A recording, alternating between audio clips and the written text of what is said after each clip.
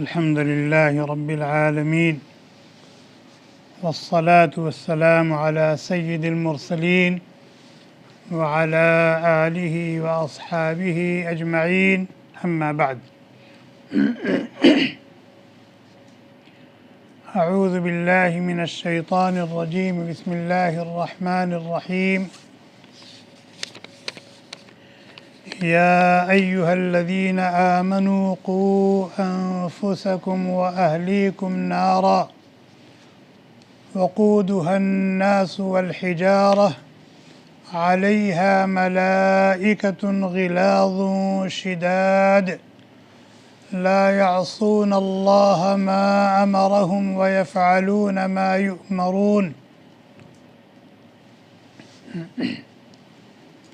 میرے دینی بھائیوں اور بہنوں، اس سے پہلے بھی ہم اللہ کی توفیق سے دین کی نسبت سے اکٹھا ہوئے تھے، اور اس ملاقات میں اللہ تبارک و تعالیٰ کے وہ احکام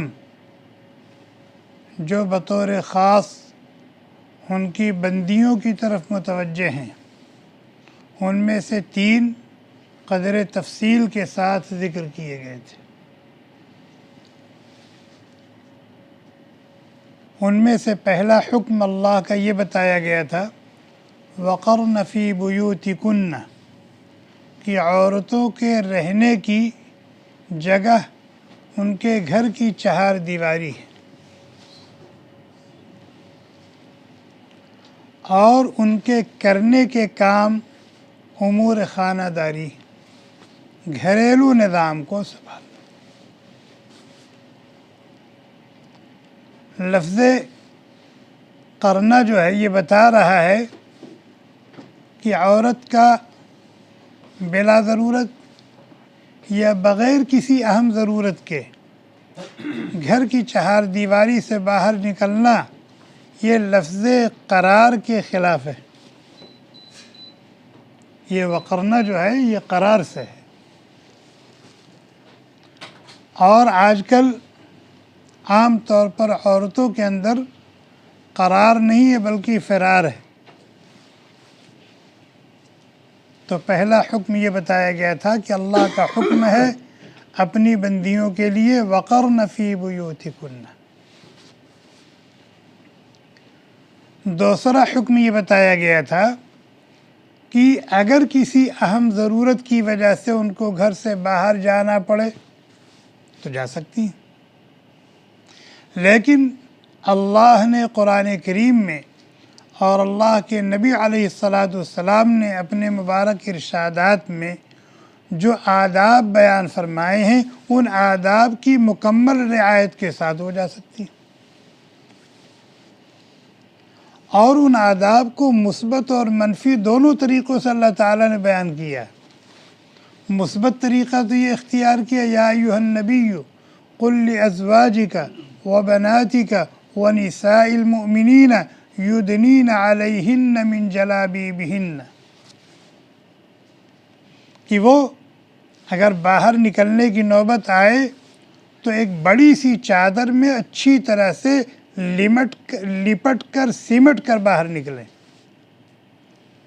اور میں نے اس سے پہلے بتایا تھا کہ حضرت عبداللہ بن عباس رضی اللہ تعالی عنہما جو امام المفسرین ہیں، انہوں نے باقاعدہ چادر اوڑھ کر کے دکھایا کہ اس طرح سے چادر اوڑھنا مراد ہے، جس میں ان کی صرف ایک آنکھ نظر آ رہی تھی۔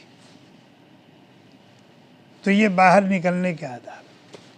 اسی طریقے سے نبی علیہ السلام نے آداب بیان فرمائے ہیں کہ پہن اوڑھ کر، بن سنور کر، سج دھج کر، خوشبو وغیرہ لگا کر کے نہ نکلیں، ورنہ شیطان کی مستقل ایسی عورتوں پر نظر رہتی ہے اور وہ مردوں کو اس کی طرف متوجہ کرتا رہتا ہے۔ استشرفہ الشیطان کا لفظ اللہ کے نبی علیہ السلام نے بیان فرمایا۔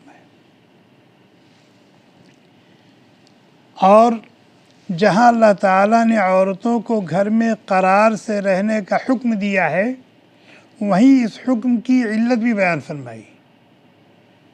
میری بندیوں، تم کو گھر میں رہنے کا حکم دیا ہے اس لیے تاکہ ہر قسم کی گندگی کو تم سے دور رکھیں، اس لیے کہ گھر کی چہار دیواری کے باہر گندگیاں بہت ہیں۔ انما یرید اللہ لیذہب عنکم الرجس اہل البیت، ہر قسم کی گندگی کو تم سے دور رکھیں۔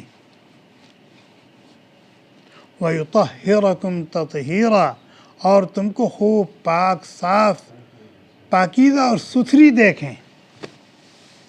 یہ کتنی بڑی حکمت ہے، یہ کتنی بڑی حکمت ہے۔ تیسرا حکم یہ بتایا گیا تھا کہ اگر بربنائے ضرورت گھر سے باہر نکلیں تو آداب کی رعایت کے ساتھ نکلیں۔ اور ظاہر ہے جب باہر نکلیں گی، اسپتال جائیں گی، مارکیٹ میں جائیں گی اور کسی ضرورت سے کہیں جائیں گی تو مردوں کے پاس سے گزر تو ہو گئی، آمنا سامنا تو ہو گئی، تو فرمایا ایسے موقع پر اپنی نظر کی بھرپور طریقے پر حفاظت کرو۔ وَقُلْ لِلْمُؤْمِنَاتِ يَغْضُضْنَ مِنْ أَبْصَارِهِنَّ وَيَحْفَظْنَ فُرُوجَهُنَّ، یہ حکم ایسے ہی موقع کے لیے ہے۔ اسے کہ گھر میں تم ہو، اپنی گھر کی چہار دیواری میں ہو تو نظر کہاں گندی ہوگی، الا یہ کہ موبائل میں اپنی نظر گندی کرو۔ لیکن جب گھر سے باہر نکلو گی تو نظر کے گندی ہونے کا اندیشہ ہے، تو نظر کی حفاظت کرو۔ وَيَحْفَظْنَ فُرُوجَهُنَّ، اور اپنی عزت و ناموس پر داغ نہ آنے دو، اپنی عزت و ناموس پر داغ نہ آنے دو۔ معلوم کیا ہوا کہ اگر نظر کی حفاظت نہیں ہوگی تو عزت و ناموس کسی نہ کسی درجے میں داغدار تو دھبا تو آئے گا، بھلے وہ دھبا دوسروں کو نظر نہ آئے لیکن دھبا تو آئے گا۔ یہ اللہ تبارک و تعالیٰ کے 3 احکام قدر تفصیل سے اس سے پہلی ملاقات میں بتائے جا چکے ہیں۔ اللہ تعالیٰ ہم سب کو، اسے کہ ہماری بھی ذمہ داری ہے ان احکام پر عمل کرانا، جیسے ان کی ذمہ داری ہے ان احکام پر عمل کرنا، ایسے ہی ہماری ذمہ داری ہے ان احکام پر عمل کرانا، حکمت کے ساتھ، محبت کے ساتھ، اور عمل کرنے پر ان کی حوصلہ افزائی کی جائے اور ان کو انعام بھی دیا جائے۔ عمل کرنے پر ان کی حوصلہ افزائی کی جائے اور ان کی ہمت بڑھائی جائے اور مزید ترغیب دی جائے اہتمام اور پابندی کی، اور اس کے لیے جو بھی مناسب شکل ہو، جیسے میں نے کہا انعام بھی دیا جائے، تو وہ ہماری ذمہ داری ہے۔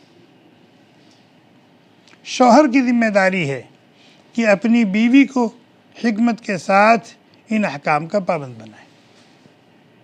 باپ کی ذمہ داری ہے کہ حکمت کے ساتھ اپنی بچیوں کو اور اپنی بہوؤں کو حکمت کے ساتھ ان احکام کا پابند بنائے۔ اسی طرح سے بھائی کی ذمہ داری ہے کہ اپنی بہنوں کو حکمت کے ساتھ ان احکام کا پابند بنائے۔ بیٹوں کی ضرورت ہے، بیٹوں کی ذمہ داری ہے کہ حکمت کے ساتھ اگر ماں کی زندگی میں ان احکام کی پابندی نہیں ہے تو حکمت کے ساتھ ان کو پابند بنائے۔ اور یہ چیز ہمارے اندر کیسے پیدا ہوگی؟ اگر ہم شوہر ہیں، اگر ہم بھائی ہیں، اگر ہم باپ ہیں اور اگر ہم بیٹے ہیں، تو یہ فکر ہمارے اندر کیسے آئے گی؟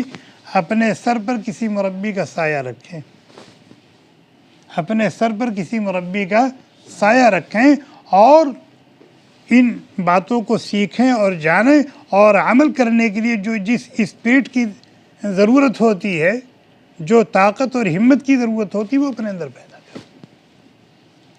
یہ 3 باتیں تھیں جو پہلے بیان میں آ چکی تھی، اس کا میں نے مذاکرہ کر دیا۔ چوتھا حکم جو اللہ تبارک و تعالیٰ کا ہے اور انتہائی اہم حکم ہے، اور جتنا اہم ہے اس وقت اتنا ہی غیر اہم ہے، اور وہ کیا ہے؟ دوپٹہ استعمال کرنے کا حکم۔ دوپٹہ استعمال کرنے کا۔ آج مسلم معاشرے میں عورتیں بے دوپٹہ نظر آتی، ان کا سر کھلا ہوا ہوتا ہے۔ دوپٹہ خریدا جائے گا اہتمام کے ساتھ، ہر جوڑے کے ساتھ دوپٹہ ہونا چاہیے، بالکل میچ کرنا چاہیے، لیکن وہ رہے گا کہاں؟ کندھے پر رہے گا یا صوفے پر رہے گا۔ یہی ہے نا حقیقت۔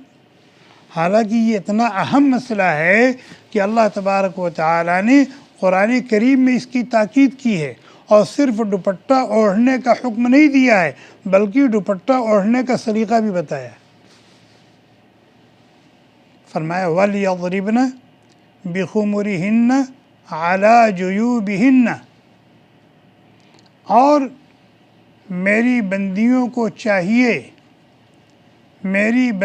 کو چاہیے کہ اہتمام کے ساتھ اپنے دوپٹوں کو اپنے گریبان پر ڈالے رہیں۔ حالانکہ دوپٹہ تو سر کے لیے ہوتا ہے نا، دوپٹہ تو سر پر رکھنے کے لیے ہوتا ہے، بھئی سر ڈھانکنا ہے، لیکن اللہ تعالیٰ کیا کہہ رہے ہیں؟ وَلْيَضْرِبْنَ بِخُمُرِهِنَّ عَلَى جُيُوبِهِنَّ، یہ جیوب ہے، عَلَى جُيُوبِهِنَّ، تو دوپٹے اوڑھنے کا حکم دے رہے ہیں اور دوپٹہ اوڑھنے کا سلیقہ بھی سکھا رہے ہیں۔ ظاہر جب یہ سامنے کا گریبان دوپٹے سے ڈھانکیں گے تو سر ہی پر سے تو آئے گا نا۔ اس کا مطلب یہ ہے کہ دوپٹہ جو اصلاً سر ڈھانکنے کے لیے ہے وہ دوپٹہ ایسا ہونا چاہیے اور اس طریقے پر اس کو استعمال کیا جائے کہ سر اور سر کے سارے بال تو چھپے ہوئے ہوں، اس کے ساتھ ساتھ سامنے کا جو سینہ ہے، سینے کا جو ابھار ہے وہ بھی اس دوپٹے سے ڈھکا ہوا ہونا چاہیے، چھپا ہوا ہونا چاہیے۔ اندازہ لگائیں کتنا اہم حکم ہے یہ۔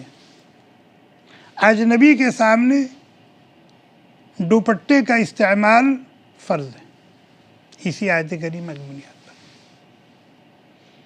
شوہر کے سامنے عام حالات میں، خاص حالات کی بات نہیں، عام حالات میں، باپ کے سامنے، بھائی کے سامنے، بیٹوں کے سامنے دوپٹے کا استعمال یہ سنت مؤکدہ ہے،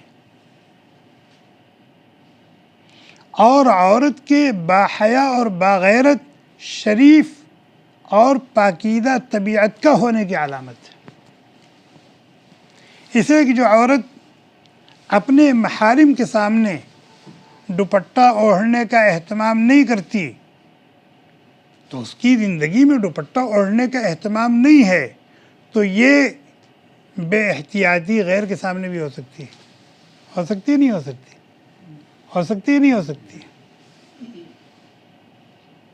اس لیے دوپٹہ اوڑھنے کا گھر میں رہتے ہوئے بھی اہتمام ضروری ہے۔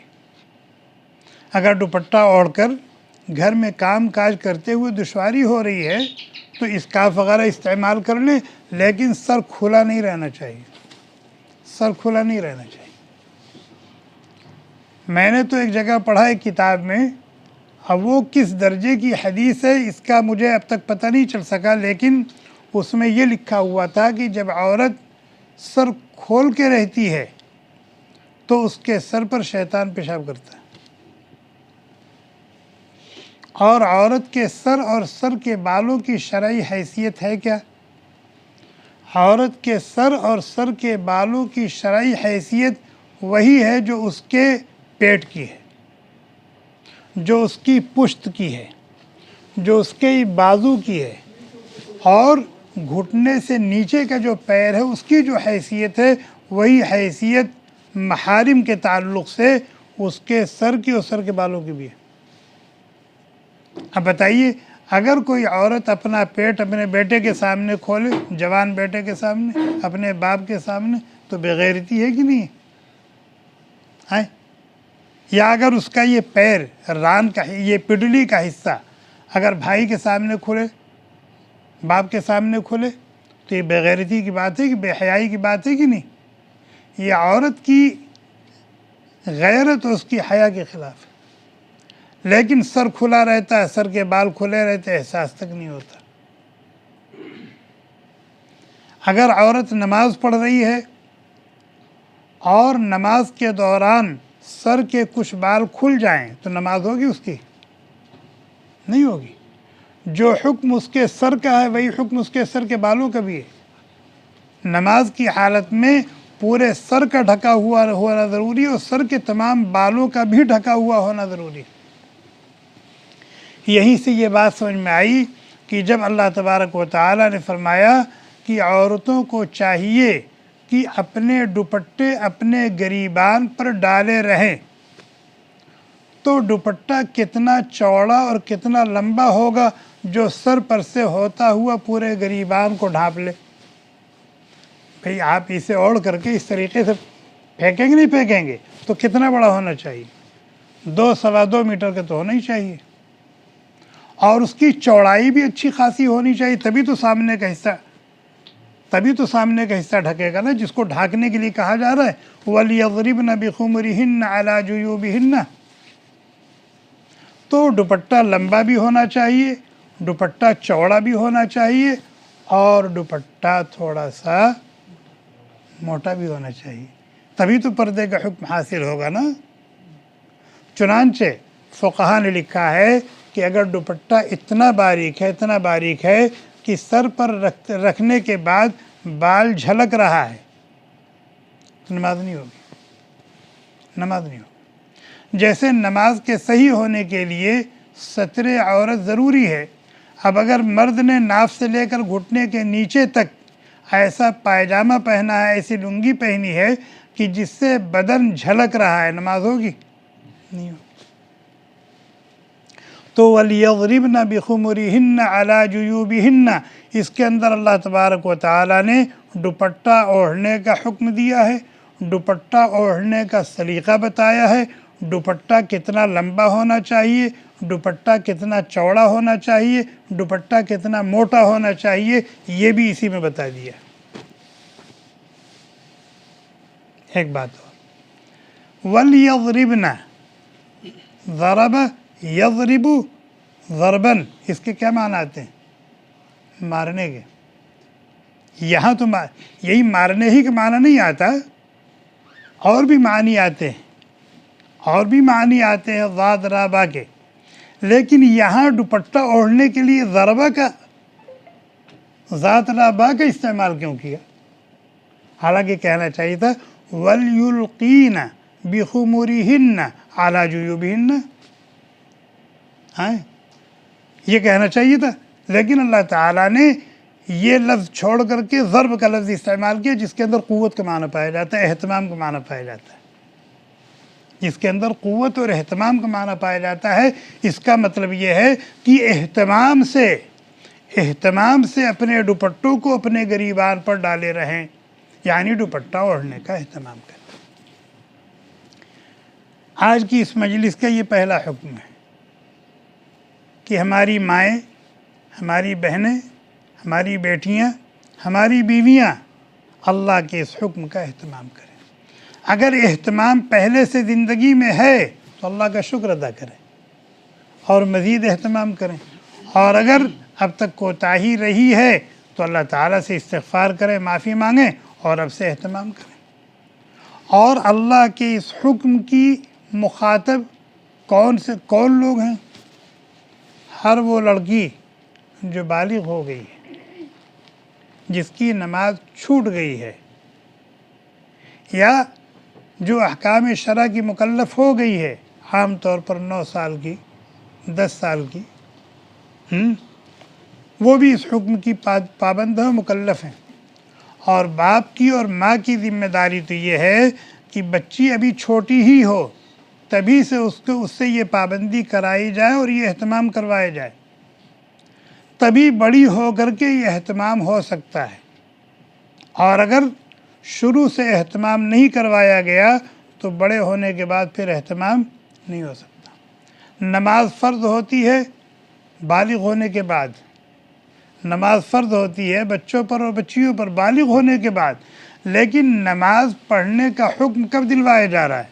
7 سال کی عمر میں، اور 10 سال کی عمر میں اگر نماز پڑھنے میں سستی کریں تو پٹائی کا حکم دیا گیا ہے۔ مقصد کیا ہے؟ مقصد نماز کا پابند بنانا ہے تاکہ جب نماز فرض ہو جائے تو اب نماز میں سستی نہ ہو۔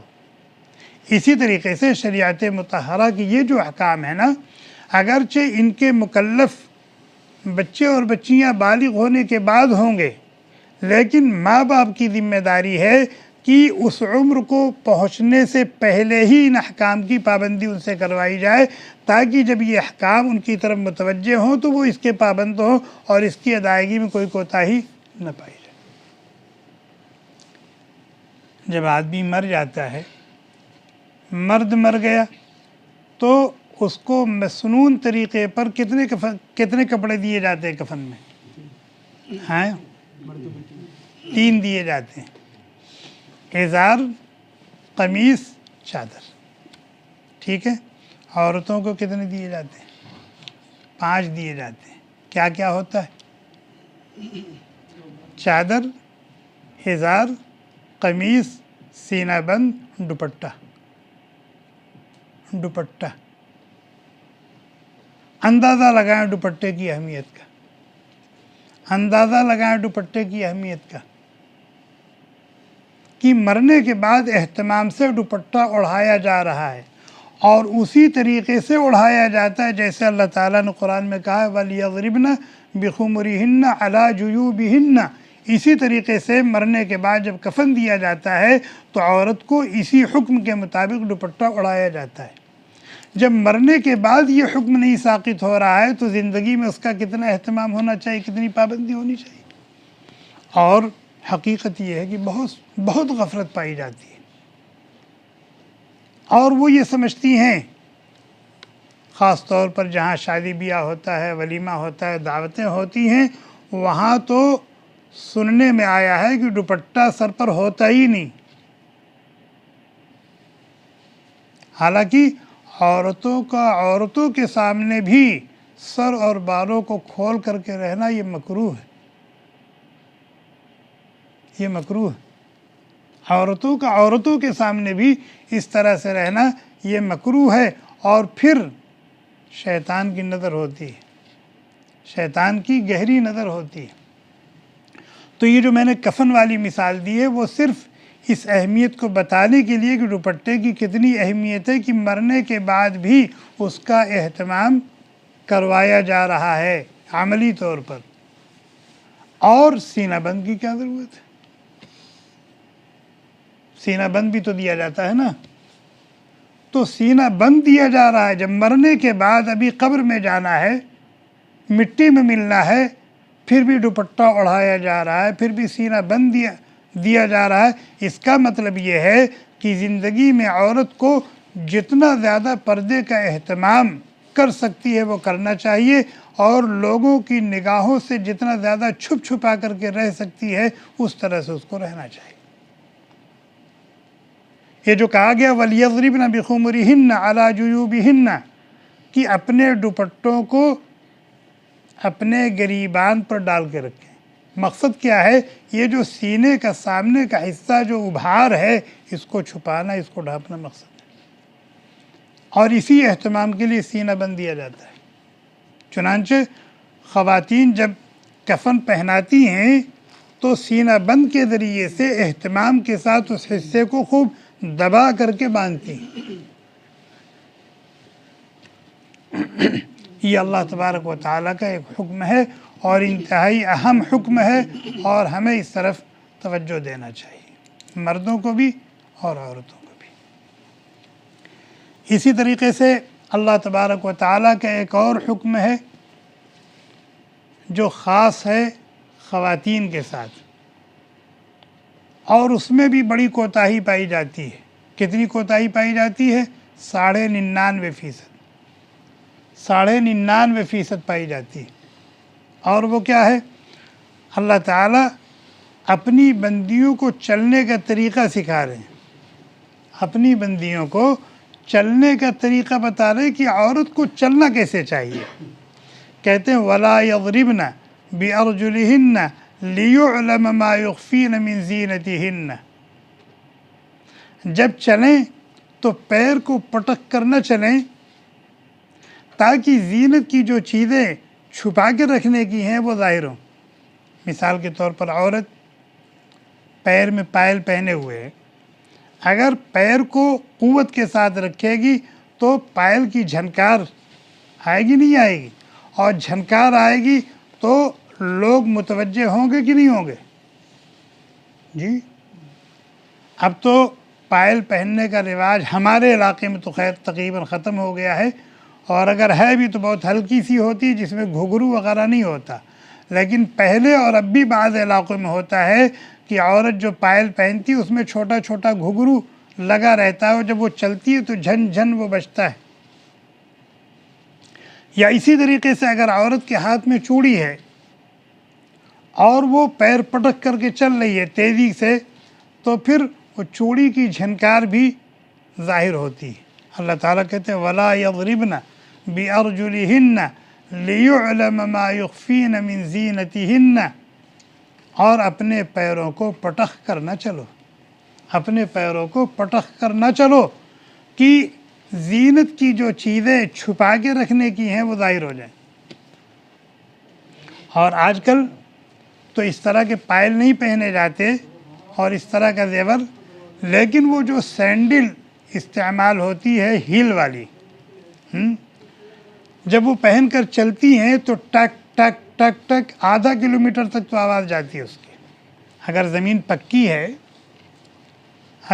پکی ہے تو آدھا کلومیٹر تک تو آواز جاتی ہے، بالکل پکی بات ہے۔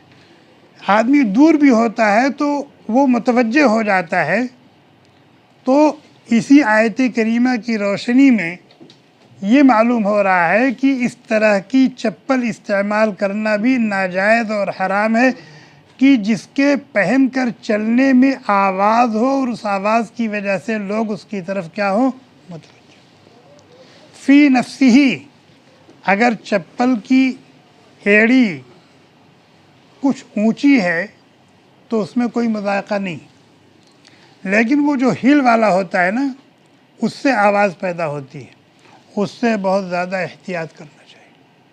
ایک چیز دوسری قباحت اس کے اندر یہ ہے کہ وہ جو اونچی ہیل والا چپل ہوتا ہے جو پیچھے سے تقریباً ایک بالشت یا کم از کم اتنا اٹھا ہوتا ہے اور آگے کا حصہ کیا ہوتا ہے بالکل زمین کے برابر ہوتا ہے، جب اس طرح کی چپل پہنی جائے گی تو چلنے میں تکلف ہوگا کہ نہیں؟ چلنے میں تکلف ہوگا کہ نہیں؟ چلنے میں تکلف ہوتا ہے نا، بھئی سنبھل کے چلنا پڑے گا نا، تو وہ ایک چلنے کی خاص ادا سامنے آتی ہے جو مردوں کو دعوت نظارہ دیتی ہے، اور پیچھے کا جو حصہ ہے اس کی خاص ہیئت بن جاتی ہے۔ اسی لیے اللہ تبارک و تعالیٰ نے منع کیا ہے وَلَا يَضْرِبْنَ بِأَرْجُلِهِنَّ لِيُعْلَمَ مَا يُخْفِينَ مِنْ زِينَتِهِنَّ۔ نہ تو نارمل حالت میں اگر پیر میں زیور وغیرہ ہے تو پیر پٹک کر چلنے سے تو مردوں کو بھی منع کیا گیا، وَلَا تَمْشِ فِي الْأَرْضِ مَرَحًا إِنَّكَ لَن تَخْرِقَ الْأَرْضَ وَلَن تَبْلُغَ الْجِبَالَ طُولًا، پیر پٹک کر چلنے سے تم زمین کو پھاڑ تھوڑی دو گے، یا کھینچ کر تن کر پہاڑ کی بلندیوں کو تھوڑی پہنچ جاؤ گے۔ تو یہ چال ہی ناپسندیدہ اور مکروہ ہے، چاہے مردوں کے لیے چاہے عورتوں کے لیے، اور عورت کی شان نسوانیت کی تو بالکل ہی خلاف ہے کہ مردوں کی طرح دھم دھم چلیں، جھٹک کر کے پٹک کر کے چلیں، یا اس طریقے کی چپل پہن کر کے چلیں کہ اس سے آواز پیدا ہو جس کی وجہ سے لوگ اس کی طرف متوجہ ہوں۔ تو اللہ تعالیٰ کی اس حکم میں بھی بڑی بے احتیاطی پائی جاتی ہے، اس طرف ہم لوگوں کو توجہ دینا چاہیے۔ وَلَا يَضْرِبْنَ بِأَرْجُلِهِنَّ لِيُعْلَمَ مَا يُخْفِينَ مِنْ زِينَتِهِنَّ۔ اسی طریقے سے اللہ تبارک و تعالیٰ کا ایک حکم اور ہے،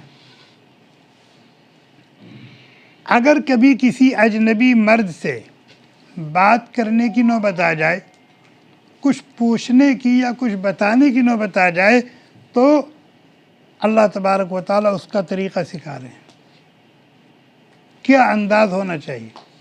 فرمایا ان اتقیتن فلا تخضعن بالقول فیطمع الذی فی قلبہ مرض، میری بندیوں اگر کبھی کسی اجنبی مرد سے کچھ کہنے کی یا کچھ پوچھنے کی نوبت آ جائے، لا تخضعن بالقول، تو اپنے لہجے میں اور انداز گفتگو میں نرمی نہیں آنے دینا چاہیے۔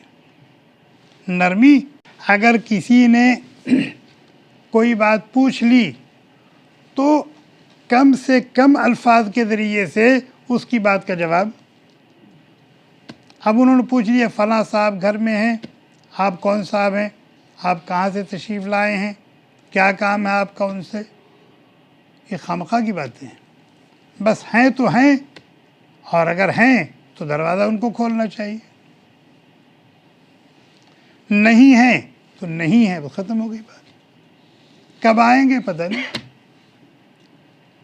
تو اللہ تعالیٰ بتا رہے ہیں ان اتقیتن، اگر تم پرہیزگار ہو اور پرہیزگار بن کر رہنا چاہتی ہو، اگر تم پرہیزگار ہو اور پرہیزگار بن کر رہنا چاہتی ہو، یا ابھی پرہیزگار اب تک نہیں تھی، سستی تھی، اب پرہیزگار بننا چاہتی ہو، تو اپنے انداز گفتگو کو درست کر لو۔ اگر کبھی کسی اجنبی سے بات کرنے کی نوبت آ جائے تو فلا تخضعن بالقول، فلا تخضعن بالقول۔ یہاں تو اس طرح کی نوبت نہیں آتی، یہاں تو خواتین مارکیٹ میں گئی بھی تو چیزیں لگی ہوئی، اپنا اٹھایا ٹرالی میں رکھا اور رکھ کر کے آگے پیسے دے دیے۔ لیکن اپنے ملکوں میں اگر عورتیں مارکیٹ کرنے جاتی ہیں، مثلا کپڑے کی دکان پر چلی گئی، کیسے گفتگو کرتی ہیں؟ یہ بہت مہنگا دے رہے ہیں آپ، کچھ سستا کر دیجئے، اور بھی کچھ سستا کر دیجئے، میں اتنی دور سے آئی ہوں۔ اور وہ بھی بدماش ایسے ہی ہوتے ہیں، عمر دیکھ کر کے بہن بنا لیتے ہیں، بھابھی بنا لیتے ہیں، اور پتہ نہیں کیا کیا بنا لیتے ہیں، اور پھر چائے اور ٹھنڈا پیش کرنے لگتے ہیں۔ اس کی وجہ سے کتنی برائیاں۔ یہ موقع کس نے دیا؟ یہ موقع ہم نے دیا۔ اللہ تعالیٰ کا فیطمع الذی فی قلبہ مرض، اگر تمہارے انداز گفتگو میں ذرہ برابر نرمی اور لچک ہوئی تو جس کے دل میں بدماشی کا روگ ہے وہ للچا جائے گا، وہ للچا جائے گا، اور پھر اسٹاپ بائی اسٹاپ آگے بڑھے گا۔ فیطمع الذی فی قلبہ مرض۔ ہاں آگے فرمایا وَقُلْنَ قَوْلًا مَعْرُوفًا، بدخلقی کا بھی مظاہرہ نہ کرو۔ بدخلقی کا مظاہرہ، مثلا کسی نے گھنٹی ماری، فلاں صاحب ہیں، کہاں یہاں سے؟ نہیں، کہہ دو کہ ہیں کہ نہیں ہیں یہ بتا دو۔ کب تک آئیں گے؟ مجھے نہیں معلوم۔ اگر معلوم ہے تو بتا دو کہ اس وقت تک آئیں گے، مجھے نہیں معلوم۔ یہ وَقُلْنَ قَوْلًا مَعْرُوفًا کے خلاف۔ جو بات بتانے کی ہے سلیقے سے بتا دو، بس اپنے انداز گفتگو کو ایسا نہ رکھو کہ دل میں میل آ جائے۔ ایک مقولہ میں نے پڑھا 3-4 دن پہلے، کسی اللہ والے کا مقولہ ہے۔ انہوں نے کہا کہ عورت کو ماہتاب بن کر نہیں رہنا چاہیے، عورت کو ماہتاب بن کر نہیں رہنا چاہیے، یعنی چاند بن کر نہیں رہنا چاہیے کہ ہر کس و ناکس اس کو دیکھے۔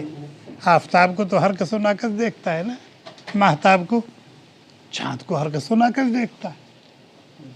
تو فرمایا عورت کو ماہتاب بن کر، چاند بن کر نہیں رہنا چاہیے کہ ہر کوئی اس کو دیکھے، بلکہ عورت کو آفتاب بن کر رہنا چاہیے، سورج بن کر رہنا چاہیے کہ نظر نہ اٹھ سکے اس کی طرف، اس کی طرف کسی کی نظر نہ اٹھ سکے۔ سورج کو کوئی دیکھتا ہے؟ چاند کو تو لوگ دیکھتے ہیں اور دیکھتے رہتے ہیں، 14ویں کا چاند، لیکن سورج اگر 10 بج گیا ہے، 9 بج گیا ہے، 12 بج گیا ہے، 1 بج گیا ہے، تو کوئی سورج کو دیکھتا ہے؟ اگر غلطی سے نظر اٹھ بھی گئی تو فوراً جھکا لیتا ہے، آنکھیں چکا چوندھ ہو جاتی ہیں، خیرہ ہو جاتی ہیں، فرمایا عورت کو آفتاب بن کر رہنا چاہیے کہ کسی کی ہمت نہ ہو نظر اٹھانے کی، اور اگر غلطی سے کسی کی نظر اٹھ گئی تو فوراً جھکا دے۔ عورت کو اس طرح سے رہنا چاہیے، غیروں کے حق میں بالکل جلالی بن کر رہنا چاہیے۔ چنانچہ وہاں جہاں پردے کا حکم دیا گیا ہے نا، یا ایھا النبی قل لازواجک وبناتک ونساء المؤمنین یدنین علیہن من جلابیبہن ذالک ادنی ان یعرفن فلا یؤذین۔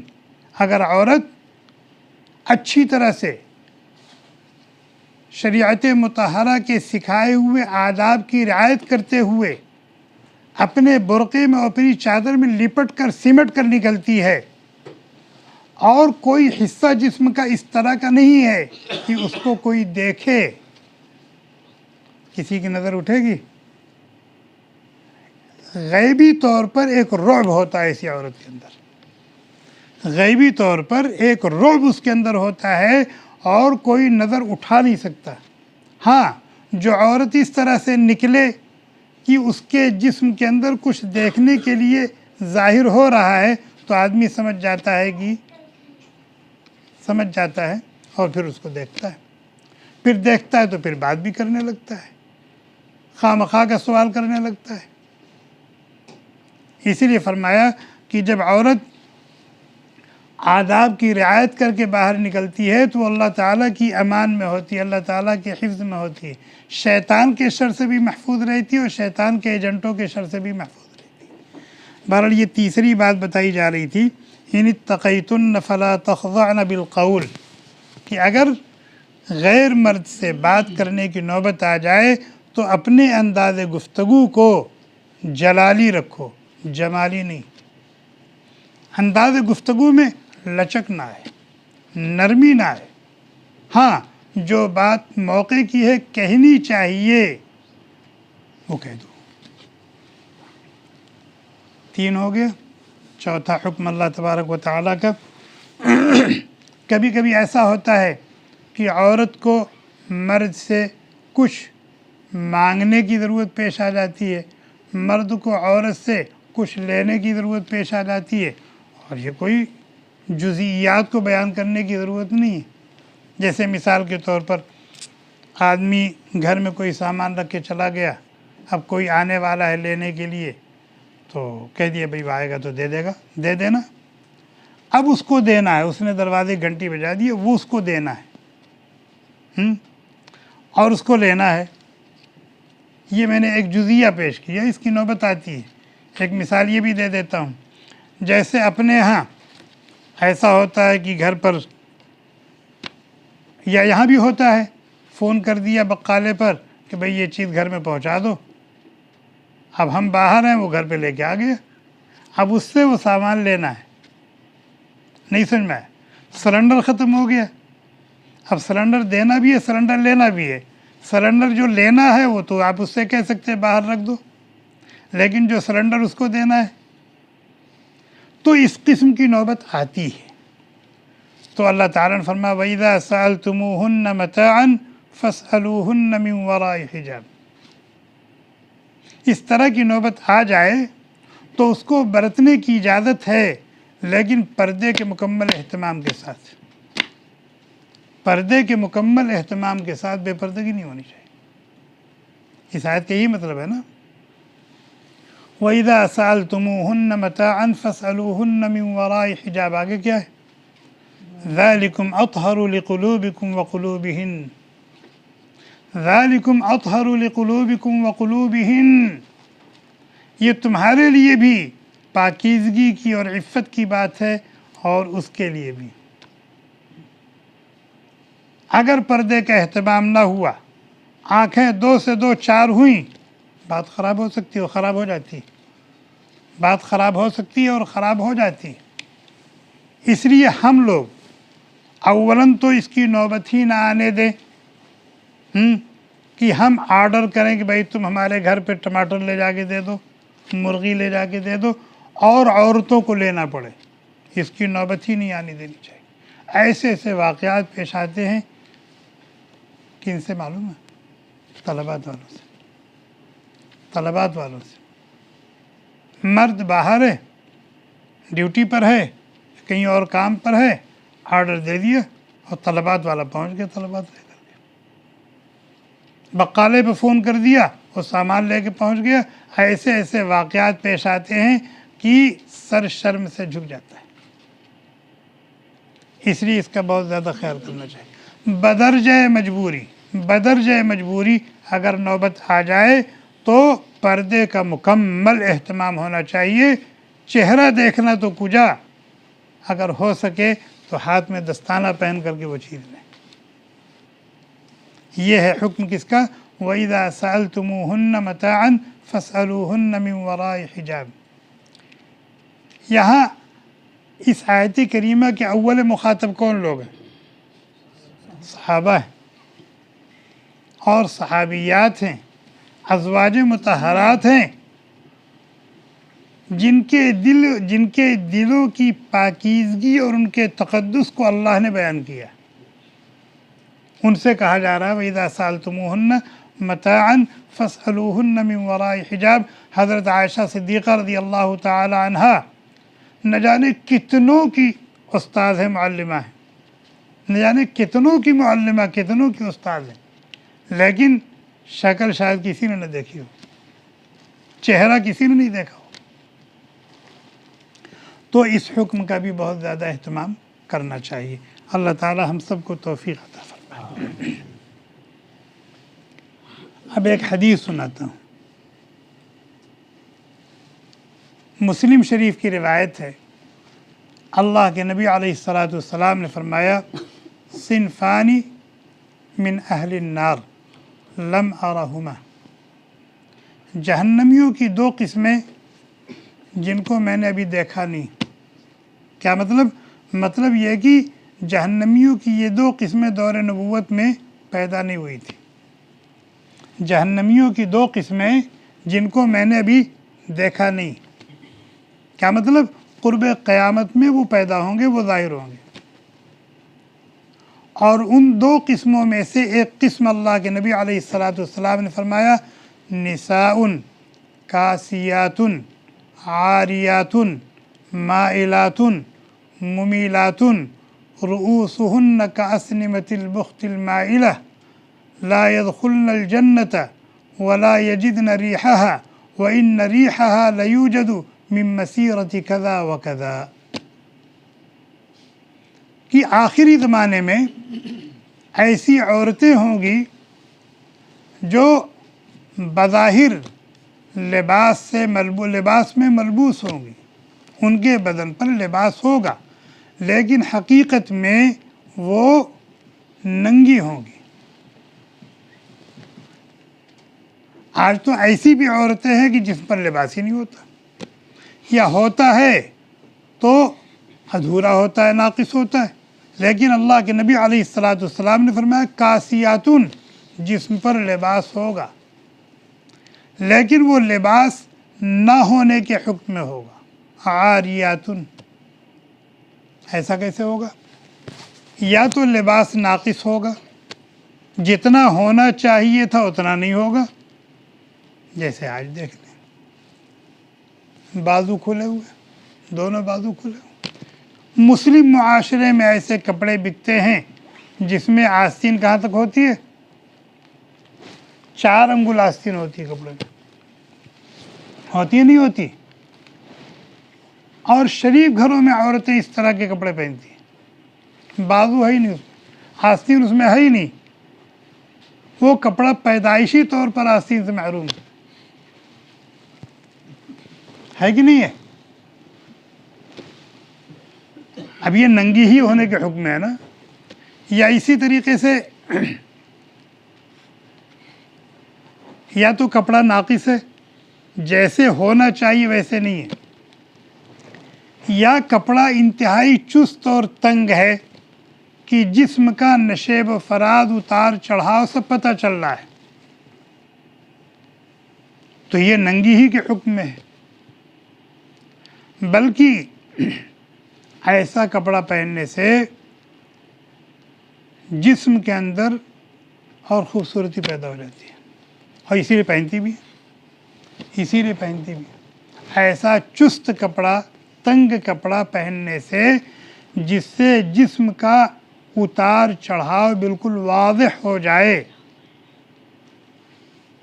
اس سے جسم کے اندر جمال پیدا ہوتا ہے، اور اسی لیے وہ پہنتی ہیں۔ تو وہ اپنے طور پر تو یہ سمجھتی ہیں کہ لباس پہنے ہوئے ہیں، لیکن حقیقت میں اللہ اور اللہ کے رسول کی نظر میں اور باحیا اور باغیرت مردوں کی نظر میں وہ ننگی ہیں۔ تو لباس پہنے ہوئے ہوں گی لیکن حقیقت میں وہ ننگی ہوگی۔ اس کی ایک وجہ تو یہ ہوگی کہ لباس ناقص ہوگا، جتنا ہونا چاہیے اتنا نہیں، یا لباس انتہائی شفاف اور باریک ہوگا کہ بدن جھلک رہا ہے۔ ایسے نکمے قسم کے لباس بھی مارکیٹ میں ملتے ہیں۔ یا لباس انتہائی چست ہوگا کہ لباس کا جو مقصد ہے وہ پورا نہیں ہو رہا ہے۔ لباس کا دو مقصد ہے، ایک تو جسم کو چھپانا، دوسرے جسم کے چڑھاؤ اور اتار کو چھپانا۔ یہ لباس کا دو مقصد ہوتا ہے۔ اور بھی مقصد ہوتا ہے، سردی گرمی سے بچاؤ دوسری چیز ہے، لیکن لباس کا یہ دو اہم مقصد ہے، کیا جسم کو چھپانا اور جسم کے چڑھاؤ اتار کو بھی چھپانا، یہ لباس کا مقصد ہے۔ تو مصنوع لباس یا شرعی لباس کون سا ہوتا ہے؟ جو نہ بہت زیادہ باریک ہو کہ بدن جھلکے، نہ ناقص ہو کہ پورا بدن نہ چھپ سکے، اور نہ چست ہو کہ جسم کا نشیب و فراز ظاہر ہو۔ تین ہو گئی۔ چوتھی شرط کیا ہے؟ چوتھی شرط یہ ہے کہ نہ تو مردانہ لباس ہو، نہ مردوں کے لباس سے مشابہ ہو، نہ مردوں کے لباس سے مشابہ ہو، اور نہ فاسقہ اور فاجرہ عورتوں کے لباس کے مشابہ ہو۔ یہ دو شرط اور بھی ہے، تب یہ کہا جائے گا کہ یہ شرعی لباس ہے، یہ اسلامی لباس ہے۔ اللہ کے نبی علیہ السلام نے فرمایا، ابو داؤد شریف کی روایت ہے، لعن اللہ المتشبہین من الرجال بالنساء والمتشبہات من النساء بالرجال۔ اللہ کی لعنت ہو ان مردوں پر جو ایسا پہناوا پہنتے ہیں جو عورتوں کے پہناوے کے مشابہ ہے، اور اللہ کی لعنت ہو ان عورتوں پر بھی جو ایسا پہناوا پہنتی ہے جو مردوں کے پہناوے کے مشابہ ہے۔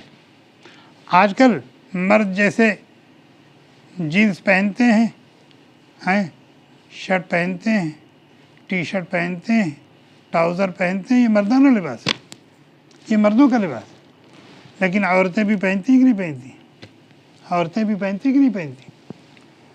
تو جہاں یہ ضروری ہے کہ لباس بہت باریک نہ ہو، جہاں یہ ضروری ہے کہ لباس تنگ چست نہ ہو، جہاں یہ ضروری ہے کہ لباس ناقص نہ ہو، وہیں یہ بھی ضروری ہے کہ اس لباس کی مردوں کے لباس سے مشابہت بھی نہ پائی جائے، ورنہ لعنت ہے۔ اور جس بات پر اللہ کی، اللہ کے رسول کی لعنت ہو، وہ کام گناہ کبیرہ ہوتا ہے۔ جس کے بارے میں لعنت کا لفظ آ گیا ہے، چاہے اللہ کی لعنت چاہے رسول کی لعنت، وہ کام کیا ہے؟ گناہ کبیرہ۔ تو اللہ کے نبی علیہ السلام نے فرمایا، نساء کاسیات عاریات۔ آج جہنمیوں کی یہ قسم پیدا ہو چکی کہ نہیں؟ بلکہ اکثریت میں وہی ہیں، اکثریت مسلم معاشرے کی بات ہو رہی، مسلم معاشرے کی بات ہو رہی۔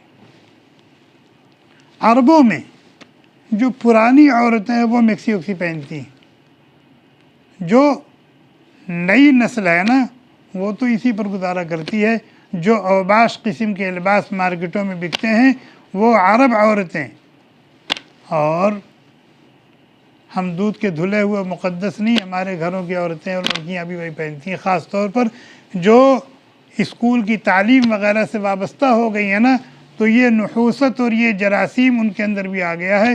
اگرچہ ان کا باپ امام ہے، ان کا باپ مفتی ہے، ان کا بھائی عالم ہے، ان کا شوہر بہت بڑا اللہ والا ہے، لیکن یہ سب چیزیں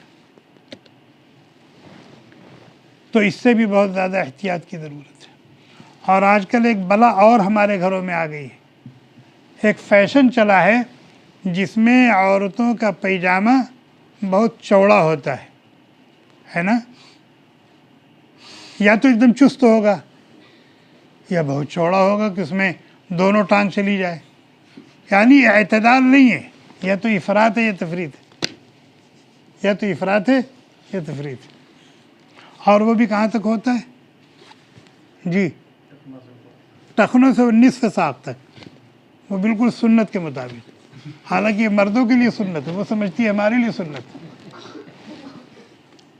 نصف ساق تک یہ مردوں کے لیے سنت ہے، اور جیسے مردوں کی لنگی، مردوں کا جبہ، مردوں کا پائجامہ، مردوں کا احرام، اوپر سے نیچے جانے والا کوئی بھی کپڑا، اس کا ٹخنے سے اوپر رہنا واجب اور ٹخنے سے نیچے جانا حرام ہے، اسی طریقے سے عورتوں کا وہ لباس جو اوپر سے نیچے کی طرف جا رہا ہے، میکسی ہو یا شلوار ہو یا اور کوئی کپڑا ہو، ٹخنے سے اوپر رکھنا حرام ہے، اور اگر اسی کپڑے کے ساتھ نماز پڑھ رہی نماز نہیں ہوگی۔ اسی کپڑے کے ساتھ اگر نماز پڑھ رہی ہیں، جب وہی پہن رہی ہیں تو نماز تو اسی میں پڑھیں گے نا، جب وہی پہن رہی ہیں، عام پہناوا وہی بن چکا ہے تو نماز تو اسی میں پڑھ رہی ہیں نا، نماز ہوگی؟ نماز نہیں ہوگی۔ نماز کی حالت میں عورت کا صرف چہرہ کھلا رہ سکتا ہے، ہتھیلی کھلی رہ سکتی ہے، اور قدم کے بارے میں اختلاف ہے کہ قدم کھلا رہے گا تو نماز ہوگی کہ نہیں ہوگی۔ راجح قول یہ ہے کہ اگر شلوار ٹخنے سے نیچے ہے تو نماز ہو جائے گی۔ عام طور پر آج کل جو خواتین کی جو آستین ہوتی ہے نا، میں نے بتایا کہ یہیں تک ہوتی ہے، اور اگر بڑھی بھی تو یہاں تک ہوتی ہے، آگے کا حصہ کھلا رہتا ہے۔ کیوں کھلا رہتا ہے؟ آگے کا حصہ کیوں کھلا رہتا ہے؟ تاکہ چوڑیاں نظر آئیں، دکھانا نہ پڑے، آستین ہٹا کر کے دکھانا نہ پڑے، وہ ویسے ہی دکھتی رہے۔ سمجھ میں آ رہا نہیں آ رہا؟ یہ بھی گناہ ہے جو کپڑا ٹخنے سے اوپر ہو، یہ بھی گناہ ہے اور گناہ کبیرہ ہے۔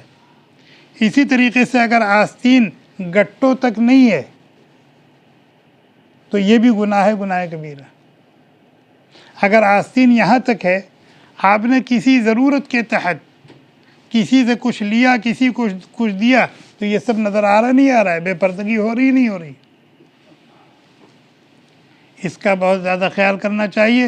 نساء کاسیات عاریات میں یہ سب داخل ہے۔ ایسی عورتیں پیدا ہوں گی قرب قیامت میں جو کپڑے پہنے ہوئے ہوں گی لیکن حقیقت میں وہ ننگی ہوں گی، ان کا پہننا نہ پہننا سب برابر ہوگا۔ میں نے اپنی نانی کو دیکھا، میری اچھی طرح سے یاد ہے کہ میری نانی حضرت شیخ الاسلام مولانا حسین احمد مدنی رحمۃ اللہ علیہ سے بیعت تھی، اور عورتوں کا جو جمپر ہوتا ہے، بھئی ہم سب کے گھروں میں ہے بچیاں بھی، عورتوں کا جمپر کیسا ہوتا ہے؟ کم از کم اتنا کھلا رہتا ہے، اس میں بٹن وٹن نہیں ہوتی، یہ آگے پیچھے اتنا کٹا رہتا ہے کہ سر اس میں چلا جائے، یہی ہے نا؟ تو اگر سر میں جانے کے بقدر یہ کٹا رہے گا تو سامنے کا کچھ حصہ تو کھلے گا نا، پیچھے کا کچھ حصہ تو کھلے گا نا۔ ہاں، یہ جو کہا گیا وَلْيَضْرِبْنَ بِخُمُرِهِنَّ، وہی سب چھپانے کے لیے کہا گیا۔ ہماری نانی کا جو جمپر ہوتا تھا وہ جیسے ہمارا یہ جبہ ہے نا، جیسے ہمارا کرتا پہنا جاتا ہے کہ بالکل گلے کے بقدر وہ کٹا ہوتا ہے، گلا ناپ کر کے اسی کے اعتبار سے درزی کاٹتا ہے، پھر تعویذ بنی رہتی ہے بٹن تاکہ آسانی سے سر۔ ہماری نانی کا جمپر ایسے ہی سلا رہتا تھا، یہ جگہ جو ہوتی تھی ہلکا سا کالر رہتا تھا تاکہ یہ حصہ بھی نظر نہ آئے، اور پھر سامنے تعویذ ہوتی تھی اتنی کہ سر کے اندر وہ جمپر چلا جائے اور بٹن کے ذریعے سے پورا بند رہتا تھا۔ ہم چھوٹے سے تھے تو اپنی نانی سے کہتے تھے کہ نانی آپ مردوں کی طرح کپڑا کیوں پہنتی ہیں؟ اس لیے کہ سب کا دیکھتے تھے تو یہاں تک کھلا ہوا ہے اور ان کا پورا بند ہے وہاں تک، تو ہم کہتے تھے آپ تو عورت ہیں، عورتوں کی طرح کپڑا پہنی، آپ مردوں کی طرح کپڑا کیوں پہنتی ہیں؟ بعد میں پتہ چلا کہ یہ احتیاط تھی ان کی، یہ احتیاط تھی۔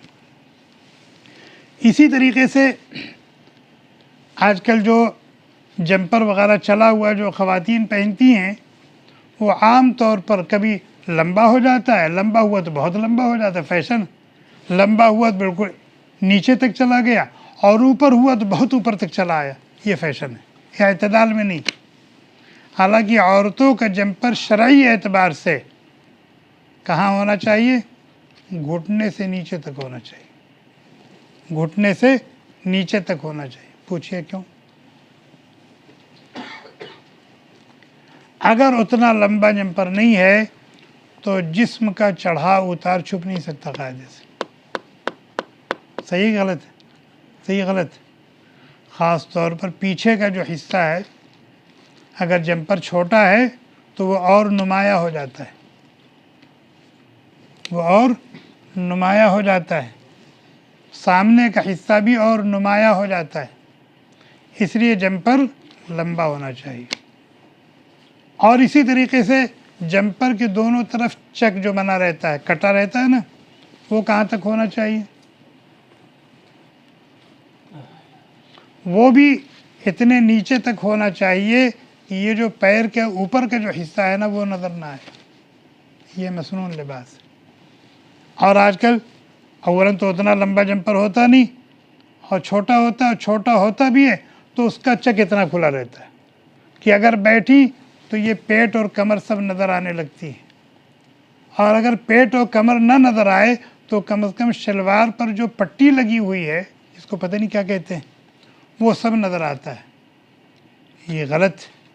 گھر میں جوان بیٹے ہیں، ٹھیک ہے اپنے شوہر کے سامنے مسئلہ نہیں ہے، اسے وہ تو شوہر ہے، لیکن جوان بیٹے باپ ہے، سسر ہیں، بھائی ہیں، آنا جانا لگا ہوا ہے، ماموں کا آنا جانا ہے، چچا کا آنا جانا ہے، ہوتا ہے نہیں ہوتا ہے؟ اس لیے اس کا بھی خیال رکھنا چاہیے کہ اگر جمپر لمبا ہونا چاہیے اور دونوں طرف کا جو چک ہے وہ بھی تھوڑا سا نیچے تک ہونا چاہیے، تاکہ بیٹھیں یا اٹھیں تو بے پردگی کا اندیشہ نہ ہو، نہ تو جسم کا کوئی حصہ نظر آئے بلکہ نہ شلوار کے اوپر کا حصہ نظر آئے۔ تو اللہ کے نبی علیہ السلام نے فرمایا نساء کاسیات عاریات، قرب قیامت میں ایسی عورتیں پیدا ہوں گی جو لباس تو پہنے ہوئے ہوں گی لیکن حقیقت میں وہ نہ پہننے کے حکم میں ہوگا، ننگی ہوں گی۔ آگے فرمایا مائلاتن، مائلاتن، مائلاتن، مائلاتن کی کیا معنی؟ مائلاتن ایک اشارے پر فیدا ہو جانے والی ہوں گی۔ اسی کی زیب و زینت کرنے کا مطلب یہی ہوتا ہے، نہیں سمجھ میں آئے؟ باہر نکلیں پہن اوڑھ کر، سج دھج کر، زیب و زینت کر کے، بے پردہ ہو کر، مطلب اس کا یہی ہوتا ہے۔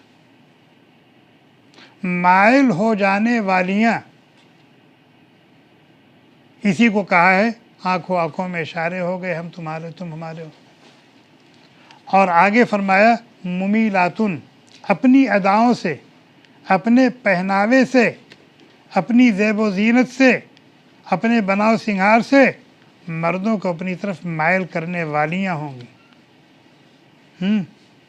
آج جو معاشرہ چل رہا ہے، اسکول کی تعلیم کی نحوست، مخلوط تعلیم، مخلوط تعلیم کی نحوست، اور اسی طریقے سے آفسوں میں بھی ہر جگہ نظام مخلوط ہی ہے، آفسوں میں بھی ہر جگہ نظام مخلوط ہی ہے۔ آج میں اسپتال گیا اپنی اہلیہ کو لے کر کے، تو وہ عورتوں کے سیکشن میں جانا ہوتا ہے نا، تو یہ عربی وغیرہ نہیں بول پاتی اور طبیعت بھی بہت زیادہ خراب تھی، سخت بخار تھا، تو میں نے وہ جو گیٹھی پر بیٹھے رہتے ہیں سب نا، تو میں نے ایسے کارڈ بڑھایا، میں نے ان کی طبیعت نہیں ٹھیک ہے، وہ پرچی دے دو۔ اس نے پرچی دے دیا۔ اب میں نے ان کو سمجھایا کہ اس روم میں جاؤ اور وہاں بخار وغیرہ چیک ہوگا، اور چیک ہو کر کے پھر استقبال میں آ کر کے وہاں سے ڈاکٹر کے پرچہ لے لو۔ بہرحال وہ چلی گئیں. پھر میں باہر رہا. باہر سے میں تھوڑا سا آیا دیکھنے کے لیے کہ وہ اندر گئیں کہ نہیں گئیں. تو وہ جو سیکورٹی والی ہوتی ہے نا وہ دوڑ کے آئی, کہنے لگا کہ من جہت الرجال من جہت الرجال. اور اندر 4-5 آدمی, کوئی اپنی خاتون کو لے کے کھڑا ہے, وہ لے رہا ہے, اور وہ جو کام کرنے والے ہوتے ہیں وہ بھی مرد ہی ہوتے ہیں. تو میں نے اس سے کہا کہ تم کو میں ہی ایک مرد نظر آیا تھا, بھئی یہ سب زنخیں ہیں کیا؟ یہ ہجڑے گھوم رہے ہیں, ہاؤلائی خنسا. پھر میں نے محسوس کیا کہ واقعی مرد تو میں ہی ہوں, مرد تو میں ہی ہوں, اور باقی اندر جو ہیں انہی جیسے ہیں, تو ان سے کیا پردہ ہے. ایسی شکل بھی پیش آتی ہے ہم جیسوں کے ساتھ, ہم جیسوں کے ساتھ. ان کو تو سمجھتی کہ اپنی بہن ہے, یہ تھوڑا سا شکل دوسری ہو گئی, باقی مرد تو یہ ہیں. بہرحال بات کہاں سے کہاں چلی گئی. تو اللہ کے نبی علیہ السلام نے فرمایا مائلات ممیلات. آج تو ان کو مائل کرنے کی نوبت کم آتی ہے, وہ خود ہی مائل کرتی ہیں. سمجھ میں آیا نہیں آیا؟ سمجھ میں آیا نہیں آیا؟ مائلات, اس کی نوبت کم آتی کہ ان کو کوئی اپنی طرف مائل کرے. ہمت ہی نہیں, ہمت ہی نہیں ہے. ہاں وہ جس کو چاہے اپنی طرف مائل کر لیتی ہیں. ممیلات, اپنی اداؤں سے, اپنے ناز و انداز سے, اپنی زیب و زینت سے, اپنے بناؤ سنگار سے, اپنے پہناوے اڑھاوے سے, اور اسی مقصد سے پہنتی بھی ہیں. اللہ تعالی ہم سب کی حفاظت فرمائے. ایسے ایسے واقعات پیش آتے ہیں, ایسے ایسے واقعات پیش آتے ہیں. کیسے کیسے واقعات پیش آتے ہیں, اگر آپ یہ جاننا چاہتے ہیں نا تو دارالفتہ سے رابطہ کر لیں. نہیں سمجھ میں؟ دارالفتہ میں جو مفتی بیٹھ رہے ہیں, مفتیان کرام, جہاں سے لوگوں کا رجوع ہے, وہاں سے پوچھیں کیسے کیسے واقعات پیش آ رہے ہیں. یا کسی مصلح سے پوچھ لیں, کسی مربی سے پوچھ لیں کہ جب احساس ہوتا ہے اور پھر دل ملامت کرتا ہے اور وہ اپنی اصلاح کی غرض سے رابطہ کرتی ہیں, تو کیسے کیسے واقعات بیان کرتی ہیں اور کیا کیا ہوتا ہے. آگے فرمایا رؤوسہن کاسنمۃ البخت المائلہ. البخت المائلہ, یہ بختی اونٹ ہوتا ہے نا, یہ خاص قسم کا اونٹ ہوتا ہے, اور وہ اونٹ زیادہ اچھا اور عمدہ مانا جاتا ہے جس کی کوہان خوب بھری ہوئی ہو اور خوب اونچی ہو. اور بعض اونٹوں کے اندر آپ نے دیکھا ہوگا کہ ڈبل کوہان ہوتی ہے, ڈبل کوہان ہوتی ہے. اور جب اونٹ چلتا ہے اور اس کے اوپر کجاوا وغیرہ نہ ہو تو پھر اس کی یہ جو کوہان ہے یہ کیسے حرکت کرتی ہے, کرتی ہے نہیں کرتی ہے, کرتی ہے نہیں کرتی. یہ تو ایک مثال میں نے دے دی. اللہ کے نبی علیہ السلام نے اس اونٹ کا حوالہ دیا. جہاں ہم لوگوں کے ہاں دیہاتوں میں جہاں کھیتی باڑی ہوتی ہے, وہاں آپ نے دیکھا ہوگا کہ گاڑی میں ناچنے کے لیے 2 بیل نارمل ہوتے ہیں, اور سامنے ایک بڑیاہا ہوتا ہے.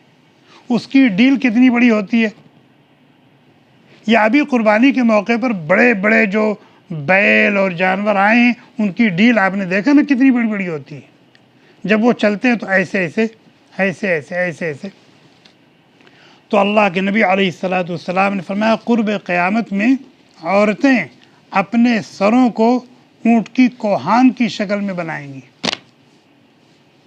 اونٹ کی کوہان کی شکل میں اپنے سروں کو بنائیں گی, یا تو مصنوعی بالوں کے ذریعے سے یا بازاروں میں بکنے والے جوڑوں کے ذریعے سے. چنانچہ دیکھیں گے سر اتنا بڑا ہے لیکن اتنا بڑا نظر آ رہا ہے, اور یوں نظر آ رہا ہے, یا پیچھے اتنا بڑا نکلا ہوا ہے. آج ہے کہ نہیں ہے؟ اور آپ صرف کسی مارکیٹ میں جوڑوں کے سیکشن میں چلے جائیں, جوڑوں کے کلپ کے سیکشن میں چلے جائیں تو آپ کو عجیب عجیب جوڑے نظر آئیں گے. پھر کیا ہوتا ہے معلوم ہے؟ جیسے اونٹ جب چلتا ہے اور اس کی کوہان بڑی ہوتی ہے, تندرست ہوتی ہے, تو وہ چلنے کی صورت میں ایسے ایسے ہلتی ہے نا, اسی طریقے سے یہ اپنے سر کے بالوں کو, اپنے سر کے جوڑے کو اس طرح سے بنائیں گی کہ جب وہ چلیں تو وہ کیفیت پیدا ہو, اور پھر جو اس کو دیکھے تو اس کے دل کی کیفیت ایسی ہو. آج ایسی عورتیں موجود ہیں کہ نہیں ہیں؟ نبی علیہ السلام کی بیان کی ہوئی یہ ساری چیزیں آج معاشرے میں موجود ہیں. ہم دوسری عورتوں کی بات نہیں کرتے، ہم تو مسلمان ہیں، اسلام کے ماننے والے ہیں، تو ہم اپنی ہی بات کریں گے۔ فرمایا رؤوسہن کاسنمۃ البخت المائلہ، اس طرح سے وہ اپنے جوڑے بنائیں گی اور اپنے سروں کی ساخت کو بنائیں گی، جس سے لوگوں کے دلوں کے اندر ایک بھونچال آئے گا دیکھ کر کے۔ ایک طرف تو وہ اونچی ہل والی سینڈل اور دوسری طرف وہ سر کا جوڑا، قیامت سے کم اندر نہیں ہوتا۔ انجام کیا ہے ان کا؟ فرمایا لا يدخلن الجنہ، یہ جنت میں نہیں جائیں گی۔ نمازی ہے نہیں، تہجد گزار ہے نہیں، اذکار و اوراد کی پابند ہے نہیں، جنت میں نہیں جائے گی، یہ جنت میں نہیں جائے گی، اور جنت میں جانا تو دور کی بات ہے، جنت کی بو بھی نہیں پائے گی۔ لا يدخلن الجنۃ ولا یجدن ریحھا، جنت میں جانا تو دور کی بات ہے، جنت کی خوشبو بھی نہیں سونگھ سکے گی، حالانکہ جنت کی خوشبو 6 مہینے کی مسافت سے محسوس کی جا سکتی ہے۔ یہ کہہ کر کے اللہ کے نبی علیہ السلام نے فرمایا کہ جن عورتوں کے اندر یہ صفات پائی جائے گی ان عورتوں کا جنت میں جانا مشکل تر ہے۔ ہم اپنا محاسبہ کریں، ہم سب مسئول ہیں، ذمہ دار ہیں۔ اللہ تعالیٰ نے ہمارے کاندھوں پر رکھا یا ایھا الذین آمنوا قوا انفسکم واہلیکم نارا، اپنے آپ کو اور اپنے ماتحتوں کو جہنم کی آگ سے بچاؤ۔ کلکم راع وکلکم مسئول عن رعیتہ، تم میں کا ہر ایک ذمہ دار ہے اور اس کے ماتحتوں کے بارے میں اس سے پوچھ ہوگی۔ ہم اپنا محاسبہ کریں اور بہت ہی گہرائی سے محاسبہ کریں کہ یہ لعنت ہمارے گھر میں تو نہیں ہے، یہ لعنت ہمارے گھر میں تو نہیں ہے، ایسے افراد ہمارے گھر میں تو نہیں ہے جن کے جہنمی ہونے کا اور جن کے اوپر جنت کے حرام ہونے کا فتویٰ اللہ کے نبی علیہ السلام نے دیا۔ نساء کاسیات عاریات ممیلات مائلات رؤوسہن کاسنمۃ البخت المائلہ لا يدخلن الجنۃ ولا یجدن ریحھا وان ریحھا لیوجد من مسیرۃ کذا وکذا۔ بات بہت لمبی ہو گئی، اللہ تعالی ہم سب کو عمل کی توفیق عطا فرمائے۔ اور عمل کی توفیق کب ملے گی؟ جب ہم یہ جو ہمارے پاس علم پہلے سے تھا اور اب اس کا مذاکرہ ہو گیا ہے، اب مذاکرے کے بعد ہم میں سے ہر ایک اپنا محاسبہ کرے، اپنا محاسبہ کرے کہ اللہ تبارک و تعالیٰ کی یہ جو احکام ہیں ہماری بیویوں کے لیے، ہماری بچیوں کے لیے، ہماری بہنوں کے لیے، ہماری بیٹیوں کے لیے، ہماری ماؤں کے لیے اور ہماری دینی بہنوں کے لیے ہماری زندگی میں ہے یا نہیں؟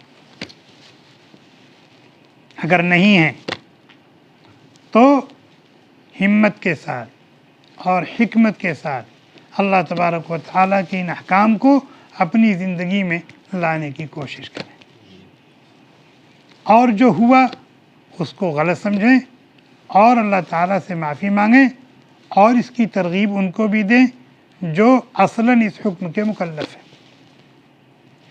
اور اگر عمل ہے تو اللہ کا شکر ادا کریں، لئن شکرتم لازیدنکم، لئن شکرتم لازیدنکم، اور استقامت کی بھیک مانگیں، استقامت کی بھیک مانگیں۔